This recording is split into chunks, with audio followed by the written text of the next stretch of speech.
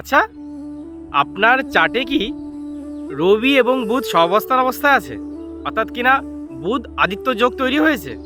যদি আপনার চার্টে বুধ আদিত্য যোগ তৈরি হয়ে থাকে তাহলে আপনার বিদ্যার এবং বুদ্ধির স্থান খুব সুন্দর হতে চলেছে।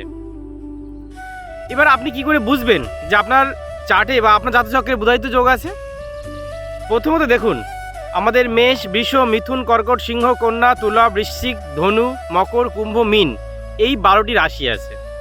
এই রাশির মধ্যে যদি মেষ রাশিতে রবি বুধের সহাবস্থান হয়, অর্থাৎ মেষ রাশিটির অধিপতি মঙ্গল, এখানে রবি উচ্চস্থ অবস্থা থাকে, অর্থাৎ বৈশাখ মাস, তো সেক্ষেত্রে রবি বুধ যদি মেষ রাশি থাকে তাহলে এই যে বুধাদিত্য যোগ এটি একটা শ্রেষ্ঠ যোগ।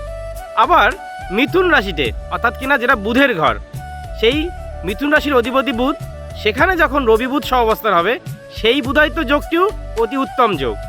আবার সিংহ রাশিতে, যেটা কিনা রবির নিজস্ব ঘর, সেই নিজস্ব ঘরে যখন রবি বুধ সহাবস্থান করবে সেটিও বিদ্যা বুদ্ধির জন্য অতি উত্তম একটি যোগ।